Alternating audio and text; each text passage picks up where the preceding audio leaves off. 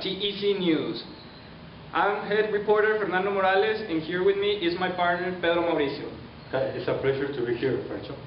Yes, thank you for watching today's show. Here we have a very special report about the conflict between Indonesia and East Timor. Now, we all have a question here. What is East Timor, Pedro? East Timor is a tiny country located in my left. This country and Indonesia, which is the large one, have been fighting since 1975 for independence, and until a decade ago, they achieved it. Now, with the actors of this conflict, here is the specialist in the field, Diana Zamora. Thank you, Pedro. So, the actors that we have involved in the Indonesia-East Timor conflict are the states themselves, Indonesia and East Timor, and their corresponding governments and presidents. Now, before World War II, East Timor was a Portuguese colony located in the Dutch East Indies. Half of East Timor belonged to Portugal and the other half belonged to the Netherlands. But after World War II, the Dutch East Indies became to what we today know as Indonesia, and East Timor remained as a colony. But then Portugal left, so Indonesia, with the excuse of not wanting the communism to get to East Timor, decided to annex this little country to their own land with the support of the United States. One of the main causes for this invasion is that Indonesia wants the resources that are found in East Timor, mainly oil, and Indonesia has as well a desire for expanding its territory. So after East Timor got its independence, Indonesia, together with Australia's support, decided to invade East Timor to get the oil that would be divided for these two nations. So, East Timor has been a brave ally of Australia during World War II. So the fact that Australia was now helping Indonesia in attacking East Timor was considered treason for East Timor. We'll continue informing you about this problem, but by now, we're back to you, Pedro. Thank you, Dana. Thank you for the information of the actors. And now, with our field reporter Mauricio in East Timor in the conflict, we will hear a brief explanation of the conflict. Now we go with Mauricio.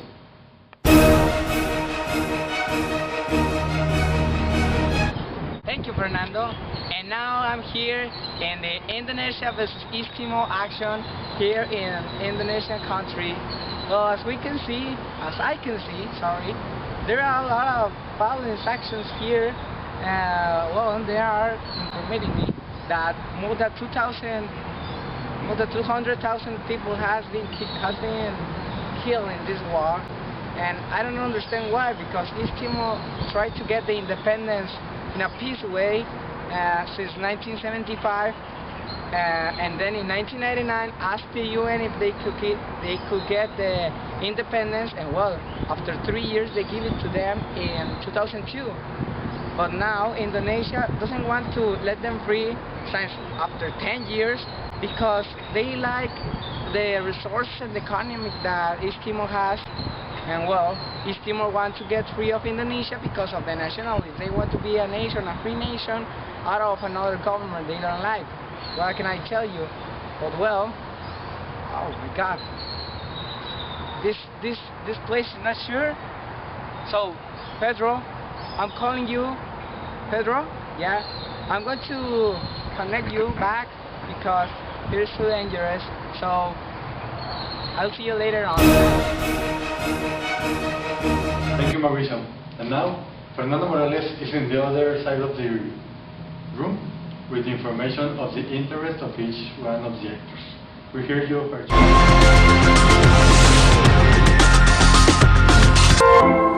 Thank you, Pedro. Well, I'm here to talk about the interest about the conflict. First of all, we have to understand that Indonesia did not act alone. It had the support of the USA and the UK. Then, East Timor has a lot of natural resources, especially oil and natural gas. This is a great benefit to Indonesia's economy. Indonesia is an anti-communist country, and China is communist. China wanted to establish a communist base in East Timor because of the geographical advantage it represents.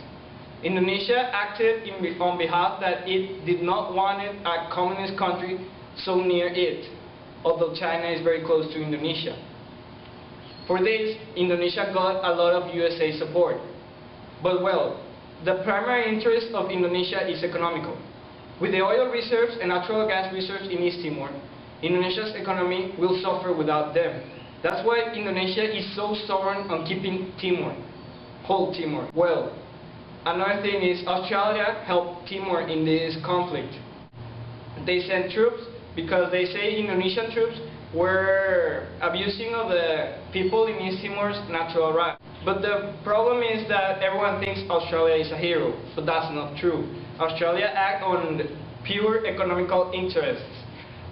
Both Australia and Indonesia are fighting for the natural resources that East Timor possesses. The problem is that the people harmed here are the people living in East Timor. More than 200,000 people have died in the conflict since 1975. Why? Because two countries are fighting over economical resources. This has passed in a lot of countries today. And well, without the support today of the USA, Indonesia will not be able to continue the fight because, well, it does not have the economical power to continue it. But the problem is that the USA also wants a part of these resources. So that's why it's supporting Indonesia a lot. And well, Australia also wants a part. So it's like a constant fight between Indonesia and Australia to keep East Timor. Well, that are some of the main causes of the conflict, the interests. And well, I'm back to you, Pedro. Thank you, Fercho. Okay, now with the nationalism, we have our reporter Esteban Cantú on the other side of the studio. Thank you, Fernando. And now we have this section called nationalism.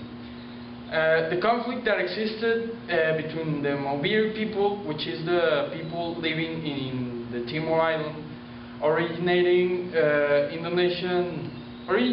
by Indonesian dictatorship of General Suharto, who occupied this territory after the decolonization of Portugal and Netherlands. As part of the Maubiri people gathered different ethnicities that have associated a nationality. Living compactly, its members practice together the principles of solidarity and loyalty, and share language and religion, which is Catholic. In the establishment of this nation have come together several elements, both leading and constructivist. The fundamentalism is evident in the religion, language, culture, and interests of ethnic groups originating Timor. Despite these elements, is considered the constructivist interest from the union of all these ethnic groups, intentioned and smart to combine political and social forces in the fight against a dictatorship that repeatedly violated the most important rights of these people. Thank you very much. Thank you, Esteban. Now we go with our reporter, Pedro Mauricio, which is going to talk about the external actors and the effects.